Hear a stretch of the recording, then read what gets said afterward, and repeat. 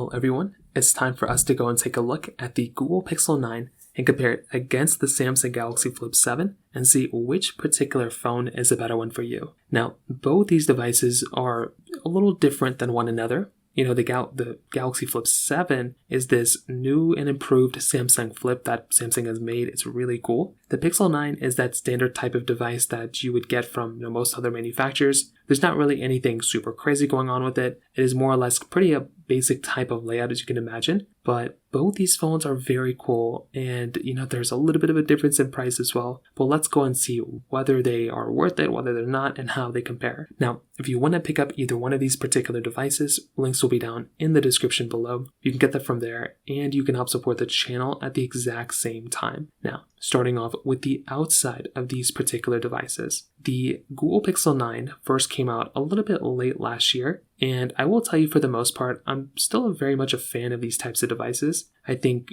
Google did a really good job with these types of devices. They look great. They perform really, really well. And I always feel like if you're going to go through and pick up some of these types of phones, these things give you very good types of experiences from that particular side. So the Google Pixel 9 on the front side is basically giving you a 6.3-inch OLED display. And I definitely will tell you for the most part, going through and getting a device like this, I think does a really good job at a majority of things that you're pretty much going to do. So this type of panel and this type of display is still going to be able to give you a really good type of layout from that particular side. So it gives you 120 Hertz. 2700 nits of brightness, which I think is a really nice thing to have there as well. So there's not really that much to complain about here within a device like this. For the most part, I do think, if you're going through and getting a device like this, you're going to be getting a really good type of experience. And, for sure, there's a lot of things to love about these types of devices as well. Now, with the Samsung Galaxy Flip 7, this one I would say is also still a pretty good device here as well. So with something like the Flip 7, this thing is going to be giving you a 6.9-inch foldable dynamic LTPO AMOLED display when it's unfolded. But when it's folded, this phone is giving you a 4.1-inch cover display. So you're actually getting two different displays inside of this thing. The main cover display, which I personally like, I think it looks good, and that foldable dynamic AMOLED display, which is going to be that big, the more important one. So this is also another really important thing to keep in mind here too, because within these types of panels, you're getting a really good type of experience. These types of devices hold up very well. And I would imagine that if you're going to go through and pick up some of these types of phones, both of these are going to be giving you a good type of experience. But like I said before, something like the Google Pixel 9, I think might feel a little bit more comfortable for some people to buy that type of phone because it is going to be, a little bit more of a casual type of experience. Whereas on the Google Pixel 9, that one is going to be, or the Google, Galaxy Flip 7, that one is going to be more of a device where you can kind of go through and it's more like a show-off type of thing, to be honest. But when it comes down to their price tags, the Google Pixel 9 right now is like, around $800. It's a little bit cheaper than that now because it's been out for a little bit of time. But with something like the, Google Pixel with the Galaxy Flip 7, that one is going to be slightly more expensive. That one's going to be around $1,100 right now. Now with, deals and other things like that, things may change, but that is going to be another really important thing to keep in mind there for the most part when you're kind of looking at these types of devices. So, albeit it's not the biggest deal in the world, but that could very well end up being another kind of key takeaway here that you're going to have to keep in mind here when you're going to and thinking about getting these types of devices. So from that side too, that kind of covers it up there as well. Now, on top of that, I think another important thing to keep in mind here too is that when you are kind of looking at these two types of devices, the cameras is going to be another important thing. The Google Pixel 9 right now is giving you a dual camera setup. So it's giving you a 50 megapixel wide and then a 48 megapixel ultra wide camera, where the Galaxy Flip 7 is also giving you a dual camera setup. This one's going to be a 50 megapixel wide and then a 12 megapixel ultra wide camera. So this right there kind of just depends on which way you kind of want your camera to kind of perform. I think both these cameras are going to perform quite well, for the most part, but there's always going to be a difference here. You're getting 4K at 60 on the front and the back of both these types of cameras. And I don't necessarily think one camera would be significantly way better than the other one. I feel like both these kind of fit in the same type of realm, and that's not a bad thing either, but I feel like if you're going to go through and get either one of these types of phones, you're probably going to be getting like a fairly similar type of experience for the most part here. So that's not a bad thing either.